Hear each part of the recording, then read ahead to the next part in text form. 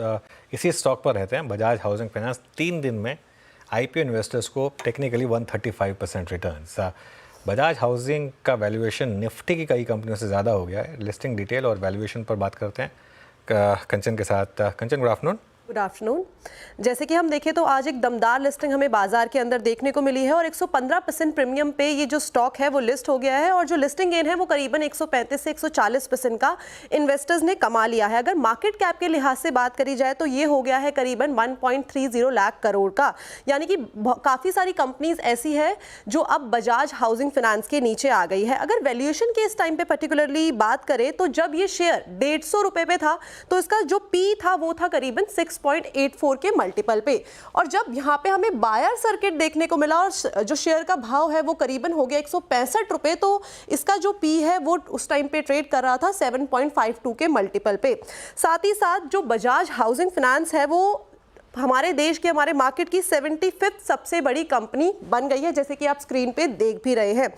साथ ही साथ 4 निफ्टी की कंपनियां ऐसी है जिससे बजाज हाउसिंग फाइनेंस का जो मार्केट कैप है वो ज़्यादा है। अब वो कौन सी कंपनी है एक बार उस पर भी नज़र डाल लेते हैं। सबसे पहले है Shriram finance, United Spirit, IndusInd bank, साथ ही साथ हीरो मोटोकॉर्प जैसी दिग्गज company, Dabur, Cummins, OFSS, CG Power और साथ ही साथ पीएनबी का जो मार्केट कैप है वो बजाज हाउसिंग फाइनेंस से कहीं ना कहीं नीचे दिखाई दे रहा है।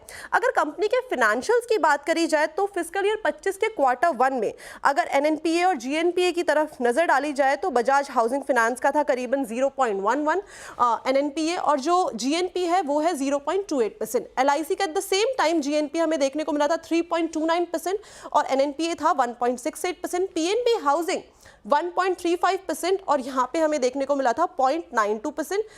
एसेट्स वैल्यू का था 1.32% and 0.98%। At the same time Canfin Homes में हमें जो इसका जीएनपीए था वो था 0.91% और 0.49% ये हमें देखने को मिला था।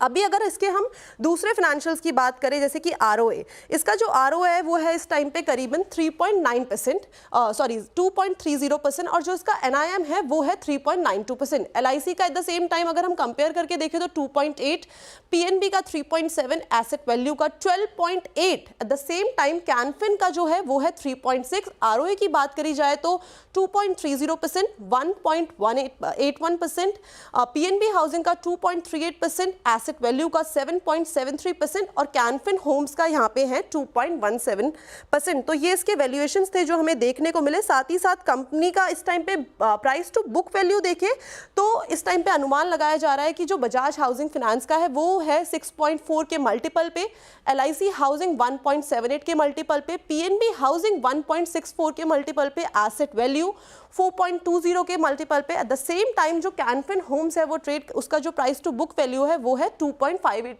के मल्टीपल पे। यानी कि अगर हम इसका पूरा सीक्वेंस भी देखें तो बजाज हाउसिंग फाइनेंस का जो प्राइस टू बुक वैल्यू है इस टाइम पे भी टॉप में बना हुआ है। तो ये थे कंपनी के कुछ फाइनेंशियल, साथ ही साथ कंपनी का जो पूरा का पूरा डेटा है, फंडामेंटल्स हैं और जो इन्वेस्टर्स को दमदार यहाँ पे रिटर्न देखने को मिला है। ओके।